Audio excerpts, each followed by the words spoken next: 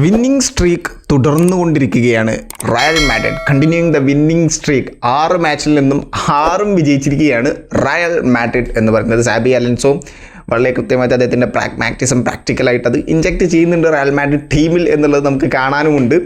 പ്ലേയേഴ്സിനെ rotate ചെയ്ത് കൊണ്ടുവരുന്നു, injury ഇല്ലാത്ത പ്ലേയേഴ്സിനെ കൊണ്ടുപോകുന്നു, മാക്സിമം മാച്ചസ് എല്ലാ മാച്ചസും വിജയിക്കുന്നു. 0 ലൂസസ് ആണ് അദ്ദേഹത്തെ സംബന്ധിച്ചിടത്തോളം ഈ ഒരു സീസണിൽ. ഓക്കെ, റയൽ മാഡ്രിഡ് വിജയം തുടർന്നുകൊണ്ടിരിക്കുകയാണ്.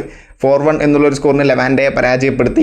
ലെവാൻഡയുടെ ഹോം സ്റ്റേഡിയം ആയിരുന്നു റയൽ മാഡ്രിഡിനെ സംബന്ധിച്ചിടത്തോളം എവേ മാച്ചായിരുന്നു. ഓക്കെ, 4-1 എന്നുള്ളൊരു സ്കോറിനാണ് പരാജയപ്പെടുത്തിയത്. പിന്നെ എനിക്ക് റയൽ മാഡ്രിഡിൻ്റെ പറയാനുള്ളൊരു കാര്യം, കഴിഞ്ഞ മാച്ചിൽ, അതായത് റയൽ മാഡ്രിഡ് വേഴ്സസ് എസ്പാനിയോൾ മാച്ചിൽ, ആ ഒരു മാച്ചിൻ്റെ റിവ്യൂവിൽ പറയാൻ വിട്ടുപോയൊരു കാര്യമാണ്.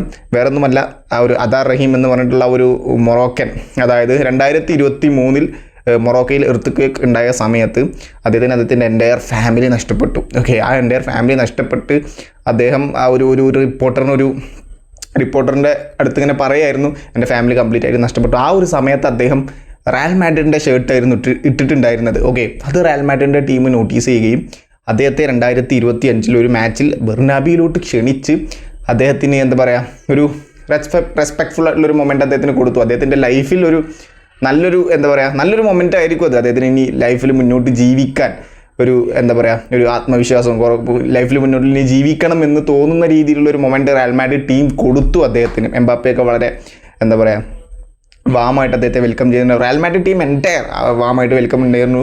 ബെർണാബിയുടെ ആ ഒരു ഓഡിയൻസ് വാമായിട്ട് വെൽക്കം ചെയ്തിട്ടുണ്ടായിരുന്നു. റയൽ മാഡ്രിഡിൻ്റെ എല്ലാ സ്റ്റാഫ് ഫയൽ മെമ്പേഴ്സ് എല്ലാവരും വാമായിട്ട് വെൽക്കം ചെയ്തിട്ടുണ്ടായിരുന്നു അദ്ദേഹത്തെ. സോ അദ്ദേഹത്തിന് ലൈഫ് ടൈം മൊമെൻ്റ് ആയിരിക്കും അത്. So much respect to Real Madrid team. As a football audience ഞാൻ അവിടെ ഒരു പ്രൗഡ് മൊമെൻ്റായി. ഒരു ചെറുപ്പക്കാരന് അദ്ദേഹത്തിൻ്റെ ലൈഫിൽ ടേൺ ചെയ്യാൻ, അല്ലെങ്കിൽ ആ ഒരു ലൈഫിൽ അദ്ദേഹത്തിന് മുന്നോട്ട് സഞ്ചരിക്കാൻ കോൺഫിഡൻസ് കൊടുക്കുന്നത് ഒരു ഫുട്ബോൾ ടീമാണ് എന്നുള്ളത് ആസ് എ ഫുട്ബോൾ ഓഡിയൻ ഞാൻ ഭയങ്കരമായിട്ട് പ്രൗഡാണ്. ഓക്കെ, ഇതെനിക്ക് പറയണമെന്ന് തോന്നി. ഞാനൊരു ബ്ലോഗിൽ വായിച്ചതാട്ടോ, അദ്ദേഹത്തിൻ്റെ പേരൊക്കെ കറക്റ്റ് ഒന്നും എനിക്കറിയില്ല. എന്തെങ്കിലും തെറ്റുണ്ടെങ്കിൽ നിങ്ങൾ ജസ്റ്റ് കമൻറ്റ് ബോക്സിൽ രേഖപ്പെടുത്തിക്കോ. സോ നമുക്ക് ലെവാൻഡെ വേഴ്സസ് റയൽ മാഡ്രിഡ് മാച്ചിലോട്ട് തിരിച്ചു വരാം. ഈ ഒരു മാച്ചിൽ സൂപ്പർ സ്റ്റാറുകളെല്ലാം ഗോൾ സ്കോർ ചെയ്തിട്ടുണ്ട്. വിനി സ്കോർ ചെയ്തിട്ടുണ്ട്. മസ്തൻതുവാനോ അദ്ദേഹത്തിൻ്റെ റയൽ മാഡ്രിഡ് കരിയറിലെ ഡെബ്യൂ ഗോളാണ്. ഓക്കെ, വന്നിട്ട് ആദ്യത്തെ ഗോളാണ് അദ്ദേഹത്തിൻ്റെ. കുറേ ചാൻസൊക്കെ അദ്ദേഹത്തിന് കിട്ടിയെങ്കിലും ആദ്യത്തെ ഗോൾ അദ്ദേഹം നടത്തിയിട്ടുണ്ട്. Kylian Mbappe continuing the goal scoring മെഷീനാണ് റയൽ മാഡ്രിഡിൻ്റെ എംബാപ്പെ എന്ന് അദ്ദേഹം 2 ഗോൾ സ്കോർ ചെയ്തിട്ടുണ്ട്. സോ ലെവാൻഡയുടെ അറ്റാക്കോട് കൂടിയാണ് മാച്ച് സ്റ്റാർട്ട് ചെയ്തത്. പക്ഷേ റയൽ മാഡ്രിഡ് ടീം അവിടെ ഒന്നും നിന്നില്ല. പിന്നെ റയൽ മാഡ്രിഡ് ടീമിൻ്റെ ഫോർമേഷൻ പറയാൻ വിട്ടുപോയി. ഗോൾ കീപ്പറായിട്ട് തിബോ കോർട്ടുവ തന്നെ ഉണ്ടായിരുന്നു. ഒരു വെറൈറ്റി ഫോർമേഷൻ ആയിരുന്നു. ആ ഒരു 3 ലൈൻ ഡിഫൻസ് ആയിരുന്നു. അതായത് 3 പേരെയായിരുന്നു സെൻറ്റർ ബാക്കായിട്ട് നിർത്തിയിട്ടുണ്ടായിരുന്നത്. റൗൾ അസെൻസിയോയും പിന്നെ ഡീൻ ഹ്യൂസനെയും കരേരാസിനെയും പിന്നെ ഫ്രാങ്ക് ഗാർസിയെ ലെഫ്റ്റും അപ്പുറത്തെ റൈറ്റിൽ ഫെഡെ വാൽവർദേനെ ഇറക്കി വിട്ടിട്ടുണ്ടായിരുന്നു.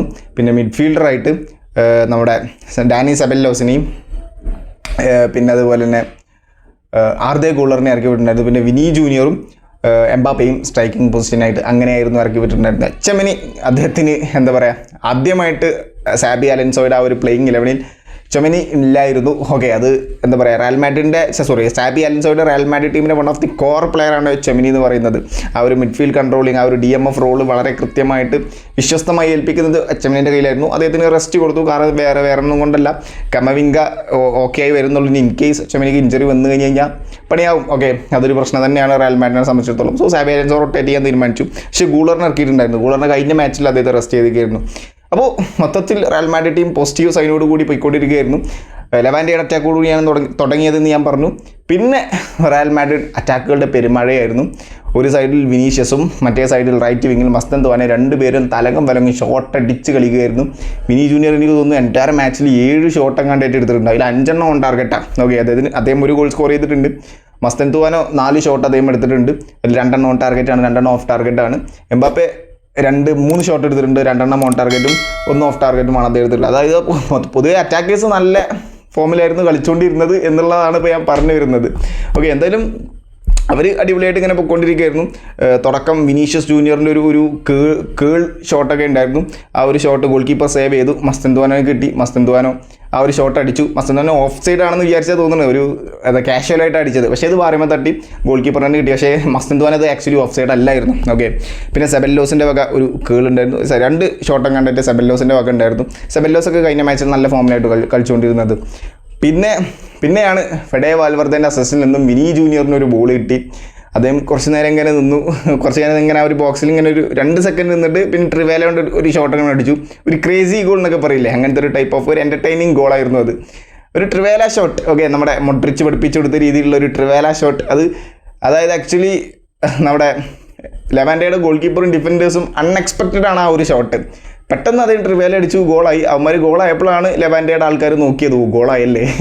ആ ഒരു മൈൻഡ് സെറ്റ് ആയിരുന്നു ലെവാൻഡയുടെ ഡിഫൻഡേഴ്സും ഗോൾ കീപ്പർ. കാരണം ഒരു അൺഎക്സ്പെക്റ്റഡ് ഗോളായിരുന്നു. എന്തായാലും വിനി ജൂനിയർ ഗോൾ സ്കോർ ചെയ്തു. അദ്ദേഹത്തിൻ്റെ സ്ഥിരം ഡാൻസ് സെലിബ്രേഷൻ നടത്തി അദ്ദേഹം എന്തായാലും ആ ഒരു ഗോൾ സ്കോർ ചെയ്തിട്ടുണ്ട്. പിന്നെയാണ് അത് കഴിഞ്ഞിട്ടായിരുന്നു മസ്തന്ത്വാനൊക്കെ ഒരു ചാൻസ് കിട്ടി, അദ്ദേഹം ഷോട്ട് എടുത്തു, പക്ഷേ അൺഫോർച്ചുനേറ്റ്ലി ഗോളായില്ല. അത് കഴിഞ്ഞിട്ട് പിന്നെ വിനി ജൂനിയറിന് കൗണ്ടർ അറ്റാക്കിൽ ഒരു ബോൾ കിട്ടുന്നു. ആ ഒരു ബോൾ നേരെ മസ്തന്ത്വാനൊക്കെ കൊടുക്കുന്നു. മസ്തന്ത്വാന ഫ്രീ ആയിരുന്നു അവിടെ. അദ്ദേഹം അങ്ങനെ കൊണ്ടുപോയി അദ്ദേഹം റൈറ്റ് ഫുട്ട് കൊണ്ട് ഒരു കിടിലൻ ഷോട്ട് അടിച്ചു. അങ്ങനെയാണ് മസ്തന്ത്വാന കഴിഞ്ഞ ദിവസം റയൽ മാഡ്രിഡ് കരിയറിലെ ഡെബ്യൂ ഗോൾ അദ്ദേഹം സ്കോർ ചെയ്തത്. ഓക്കെ, അതെന്തായാലും മസ്തന്ത്വാനെ സംബന്ധിച്ചിടത്തോളം അതൊരു നല്ല ഗോൾ വരുന്നു. ഒരു കിഡിലൻ ഇൻഡിവിജ്വൽ ബ്രില്യൻസിൽ ഒരു കിഡിലൻ ഗോൾ വരുന്നു അത്. എംബാപ്പെ ഫസ്റ്റ് ഹാഫിൽ കുറച്ചൊന്ന് നിറം മങ്ങിയ മൂഡിലായിരുന്നു എംബാപ്പെ, ടു ബി ഫ്രാങ്ക് പറയാല്ലേ, ഫസ്റ്റ് ഹാഫിൽ. പിന്നെ സെക്കൻഡ് ഹാഫിൽ ഓക്കെ ആയി.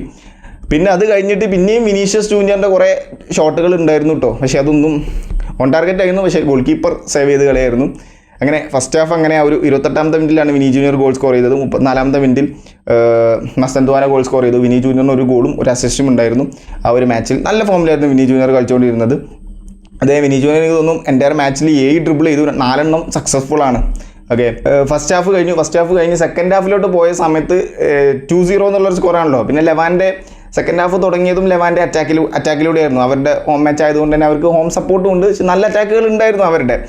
റയൽ മാഡ്രിഡിൻ്റെ ഡിഫൻസിനെ ത്രട്ടൻ ചെയ്യുന്ന രീതിയിലുള്ള നല്ല ചെറിയ അറ്റാക്കുകൾ ഉണ്ടായിരുന്നു. പക്ഷേ ആ ഒരു അറ്റാക്കുകൾ ഒരു 56ാമത്തെ മിനിറ്റ് 57ാമത്തെ മിനിറ്റ് ആയ സമയത്ത് റയൽ മാഡ്രിഡിൻ്റെ ഡിഫൻസ് ഒന്ന് പാളി. അതായത് കരേരാസ് ലെവാൻഡയുടെ ഒരു അറ്റാക്കറെ ഫൗൾ ചെയ്യുന്നു. ആ ഒരു ബോൾ നേരെ ലെവാൻഡേക്ക് തന്നെ കിട്ടുന്നു, ലെവാൻഡയുടെ ഒരു ഫോർവേഡിന് കിട്ടുന്നു. അദ്ദേഹം നേരെ ഒരു ഹൈ ബോൾ കളിക്കുന്നു, അദ്ദേഹം ഒരു ക്രോസ് കൊടുക്കുന്നു. ഡീൻ ഹ്യൂസിൻ്റെ ദേഹത്ത് തട്ടി ഹൈ ബോൾ ആവുന്നു.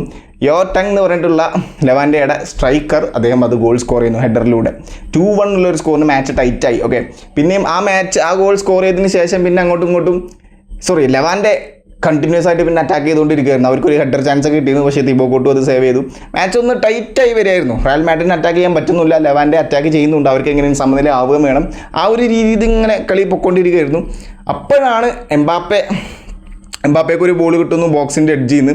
അദ്ദേഹം വിനി ജൂനിയറും മസ്തന്ത്വാനും അവിടെ ഫ്രീ ആയിരുന്നു, അവർക്ക് വേണേൽ കൊടുക്കാമായിരുന്നു. പക്ഷേ എംബാപ്പെ ബോക്സിൻ്റെ ഉള്ളിലോട്ട് ക്രോസ് ചെയ്യാൻ പോയി. എന്നിട്ട് ആ ബോൾ ഒരു ബാക്കിലോട്ട് വലിച്ച സമയത്ത് ലെവാൻഡയുടെ ഡിഫൻഡർ എംബാപ്പയുടെ കാലിൽ തൊട്ടേക്കിന് തന്നെ എംബാപ്പെ അവിടെ വീണുകയും ചെയ്തു.